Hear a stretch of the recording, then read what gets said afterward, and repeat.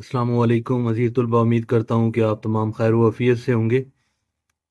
عزیز طلبہ، آج ہمارا 12ویں جماعت کے لحاظ سے یہ حصہ نثر کا پہلا سبق، اور اگر ٹیکسٹ بک کے دیکھیں تو یہ تیسرا سبق ہے۔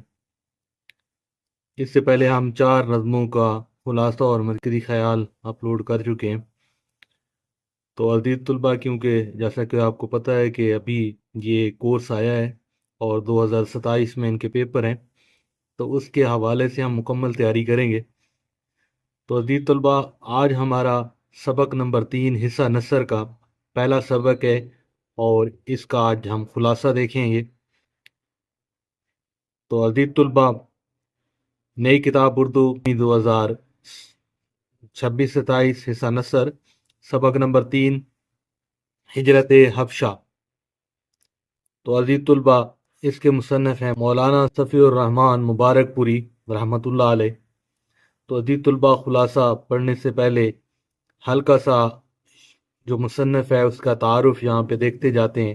مولانا صفی الرحمن مبارک پوری رحمۃ اللہ علیہ 6 جون 1943 کو ہندوستان میں پیدا ہوئے۔ انہوں نے قرآن کی تعلیم اپنے دادا اور چچا سے حاصل کی۔ مولانا صفی الرحمن نے 1959 میں مولوی اور 1960 میں عالم کی اسناد حاصل کی۔ تقریباً جو ہے مولانا صفی الرحمن مبارک پوری رحمۃ اللہ علیہ 28 سال ہندوستان کے مختلف مدارس میں اور جامعات میں تدریس کے شعبہ سے وابستہ رہے۔ مولانا صفی الرحمن کی شہرت کتب جو ہے، جو تصانیف ہے، وہ جو کتاب ہے الحریق المختوم، جس سے یہ سبق ہجرت حبشہ لیا گیا ہے، یہ مولانا صفی الرحمن مبارک پوری رحمۃ اللہ علیہ نے سیرت نبوی خاتم النبیین صلی اللہ علیہ وآلہ وسلم پر ایک مستند اور جامع کتاب لکھی تھی۔ یہ کتاب انہوں نے عربی میں بھی لکھی اور بعض ازاں خود ہی انہوں نے اردو میں ڈھالا۔ اس طرح یہ چھوٹا سا تعارف تھا مولانا صفی الرحمن مبارک پوری کا۔ اب عزیز طلبہ، ہم اس کے خلاصے کی جانب جاتے ہیں۔ خلاصہ: جب مکہ کے مشرکین نے دیکھا کہ مسلمان اپنے دین و ایمان کی حفاظت کے لیے ہر قسم کی تکلیف برداشت کر رہے ہیں تو انہوں نے ان پر ظلم و ستم میں مزید اضافہ کر دیا۔ قریش نے مسلمانوں کو دین اسلام سے پھیرنے کے لیے سختیاں شروع کر دیں اور انہیں طرح طرح کی اذیتیں دینے لگے۔ عزیز طلبہ، نہایت ہی آسان خلاصہ یہاں پہ میں نے تحریر کیا ہے۔ مسلمانوں کے لیے مکہ میں رہ کر اپنے دین پر عمل کرنا مشکل ہو گیا۔ اس صورتحال میں رسول اکرم صلی اللہ علیہ وآلہ وسلم نے مسلمانوں کو حبشہ کی طرف ہجرت کرنے کی اجازت دی، کیونکہ وہاں کا بادشاہ نجاشی انصاف پسند اور عیسائی مذہب کا پیروکار تھا۔ چنانچہ مسلمانوں نے حبشہ کی طرف ہجرت کی اور وہاں امن و اطمینان کے ساتھ رہنے لگے۔ مکہ کے مشرکین کو مسلمانوں کا حبشہ چلے جانا بھی گوارا نہ ہوا۔ انہوں نے نجاشی کے دربار میں مسلمانوں کی شکایت کرنے کے لیے اپنے نمائندے بھیجے اور ساتھ قیمتی روانہ کیے۔ نجاشی نے مسلمانوں کو اپنے دربار میں طلب کیا۔ مسلمانوں کی طرف سے حضرت جعفر رضی اللہ عنہ نے گفتگو کی۔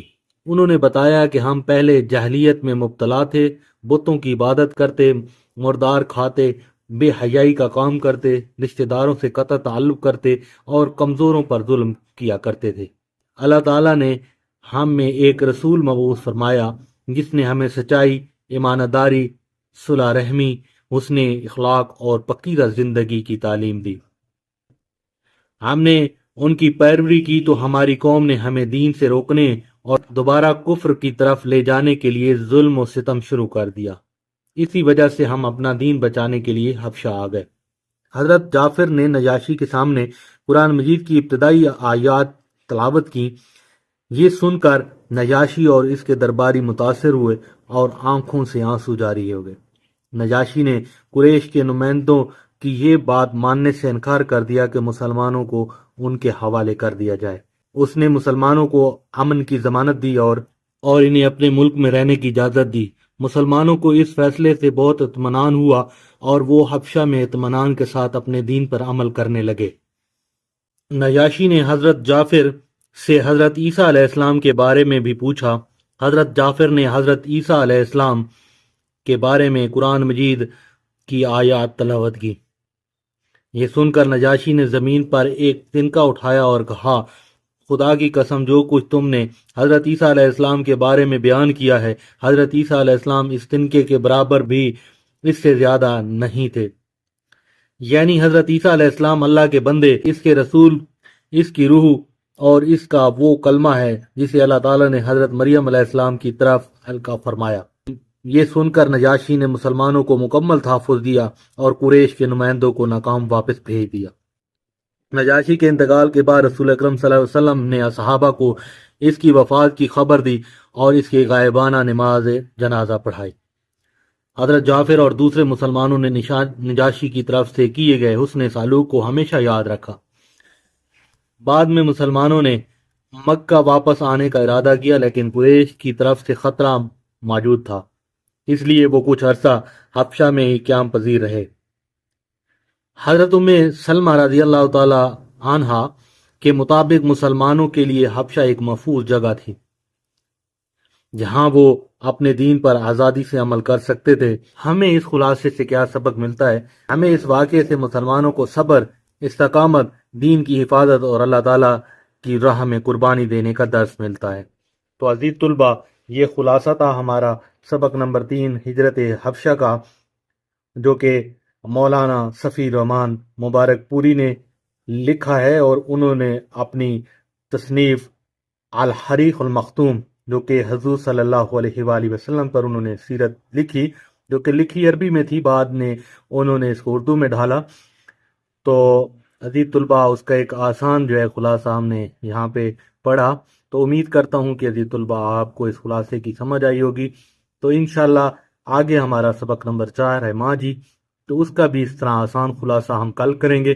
تو کل تک کے لیے آپ سے اجازت چاہتے ہیں، اپنا بہت خیال رکھیے گا۔ اللہ حافظ۔